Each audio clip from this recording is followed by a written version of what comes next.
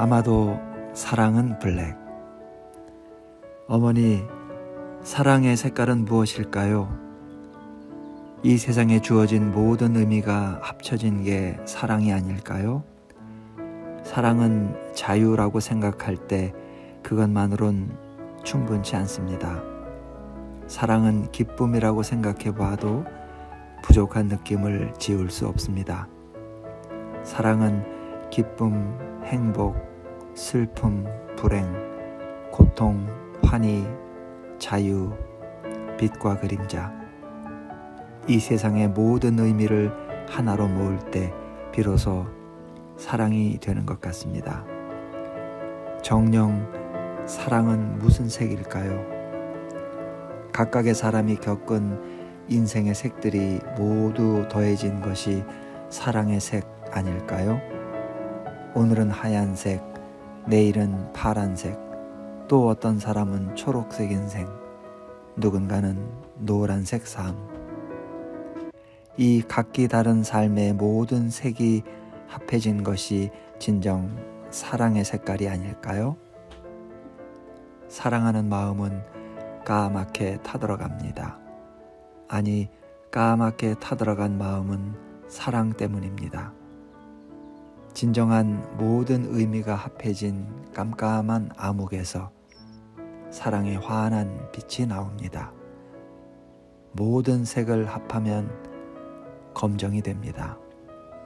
그래서 사랑은 아마도 블랙이 아닐까요? 새의 지혜. 어머니, 이른 아침에 둘째 아들과 남산길을 걸을 때였습니다. 하늘을 향해 높게 자란 나무 끝에 이름 모를 새가 둥지를 틀고 있는 걸 발견했습니다. 와, 저렇게 높은 곳에 어쩌면 저런 멋진 집을 지을 수 있을까 감탄하며 아들과 수다를 떨고 있는데 마침 새 한 마리가 자기 몸집의 2배나 되는 긴 나뭇가지를 물고 나타났습니다. 자기가 만들던 둥지로 옮기려고 하는 것 같았어요. 그런데 가지가 너무 무거웠나 봐요. 둥지까지 날아오르지를 못하고 가지를 떨어뜨렸다가 다시 물고 올라가기를 반복하더군요. 우리는 새가 어떻게 할지 끝까지 지켜보기로 했어요. 새는 결국 키가 작은 나뭇가지에 올라가 잠시 쉬더니 거기서 점차 높은 나뭇가지로 날아올라 물고 간 긴 가지를 마침내 둥지에 사뿐히 올려놓았습니다. 그 과정을 지켜보던 우리는 탄성을 질렀어요. 와, 다시는 새대가리라고 흉보면 안 되겠다. 저렇게 똑똑한 걸. 그건 말이 안 되는 욕이었어. 우리는 너스레를 떨면서 그 자리를 떠났지만 그날 그 장면을 잊을 수가 없었습니다. 나름의 방법을 생각해내고 끈기를 가지고 반복해서 결국 목적을 이루고 마는 새를 보면서 저 자신을 돌아보았습니다. 포기하고 싶어질 때는 오늘 본 새를 떠올리자고 아들과 손잡고 다짐하면서요. 별것 아닌 게 별것 아닌 게 아니더라. 어머니, 별것도 아닌 것 가지고 왜 야단이야? 사람들은 이렇게 쉽게 말합니다. 그런데 오랜 세월 겪어보니 문제는 항상 별것도 아닌 것에서 시작되더라고요. 별것도 아닌 것을 무시했다가 심각한 별것이 된다는 사실을 나이 들수록 더 많이 경험합니다. 별것도 아닌 걸 가지고 별것처럼 따지고 편을 가르며 죽기 살기로 싸우는 세상이니 별것 아닌 것이 이래저래 별것인 것 같습니다. 둘째 아이가 어렸을 때 공부도 대학도 시시해서 다 때려치우고 싶다고 고집부리던 적이 있어요. 학교 가도 별것도 아닌 걸 가르치니 배울 필요가 없다는 거지요. 그래서 제가 말했어요. 근데 너는 그 별것도 아닌 것을 못해서 포기하겠다는 거야? 그게 별것도 아니라면 해내고 나서 무시해야 하는 거 아닐까? 그 별것도 아닌 걸 못해서 내 운명을 완전히 바꾸고 싶다면 그렇게 해. 결국 말장난 같은 저와의 말씨름 끝에 둘째는 뒤늦게 대학 졸업장을 받게 됐지요. 도전해보지도 않고 별것도 아니라고 하찮게 여기다가 별것인 것을 알고 후회하거나 별것처럼 대단하게 여기고 덤벼들었다가 별것 아니었다는 사실을 깨닫기까지는 오랜 시간과 아픈 경험이 필요한 것 같아요. 그러고 보면 우리 인간은 정말 별것도 아닌 존재입니다. 별것도 아닌 것에 그렇게 많은 시간과 고통을 투자해야 하니까요.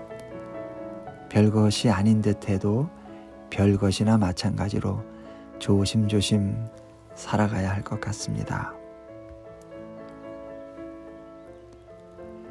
용서의 길에서 문득. 어머니, 산티아고의 길은 용서의 길로 알려져 있어요.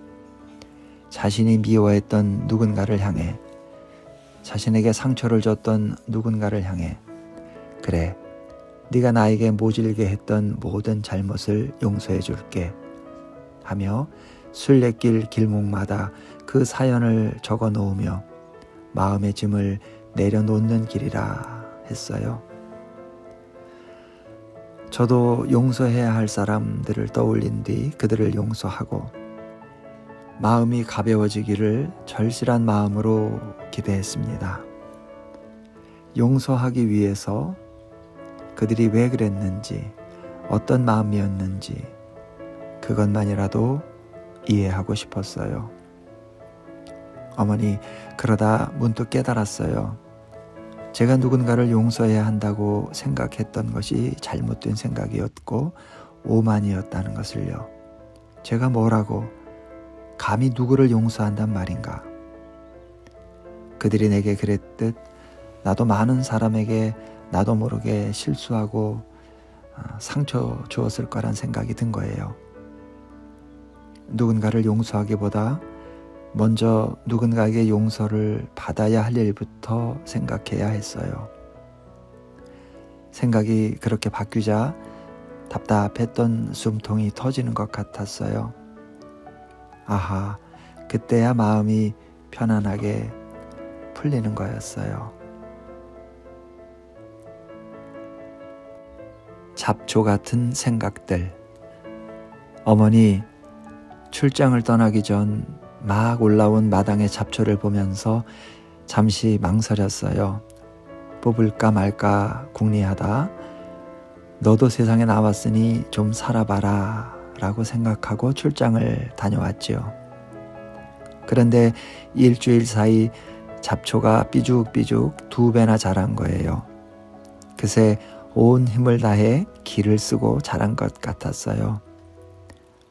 한숨이 나왔어요. 애타게 기다렸던 꽃들은 아예 보이지도 않았으니 말이죠. 땅 밑에서 짓눌려 있을 꽃들을 살려야 하니 결국 잡초를 뽑을 수밖에 없었어요. 마당에 쪼그리고 앉아 잡초를 뽑으며 저는 혼자 이렇게 푸념을 했어요.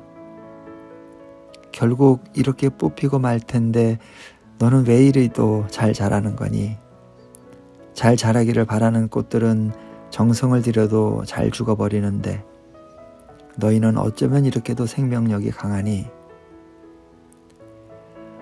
머릿속 생각도 똑같은 것 같아요.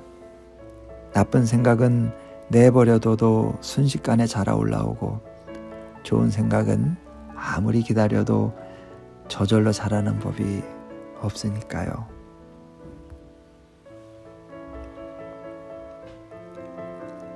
노란 조가비. 어머니, 산티아고 순례길에서 길을 묻는 자가 순례자라면 길을 대답하는 자는 노란 조가비 모양의 표지판입니다. 순례길을 상징하는 이 노란 조가비는 모든 순례자의 든든한 길라잡이가 됩니다. 아무리 어렵고 힘들어서 주저앉고 싶어도 멀리 노란색 조가비가 보이면 다시 일어설 힘이 생깁니다. 그 길만 따라가면 목적지에 이룰 수 있다는 믿음을 주기 때문이죠. 그런데 이렇게 든든한 길잡이였던 노란 조가비가 결정적인 위기 상황에서 보이지도 찾을 수도 없었던 경험을 했어요. 파울로 코엘류가 순례자란 책에서 검을 만나기 위해서 찾았던 오세브레이로에 있는 성당으로 가던 중이었습니다.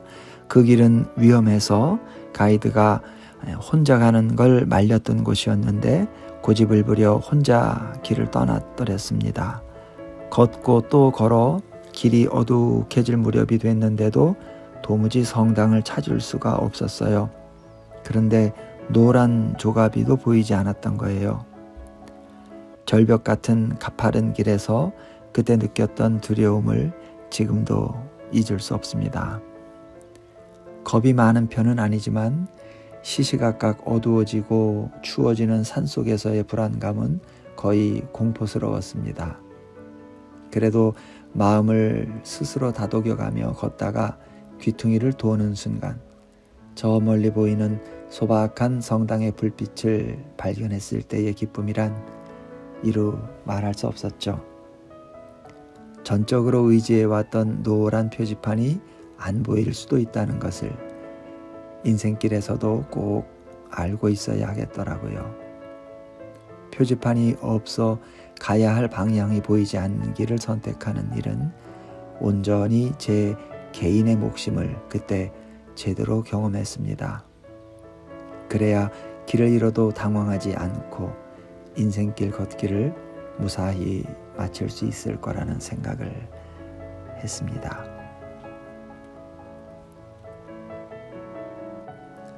선택과 책임. 어머니, 우리가 왜 사나요?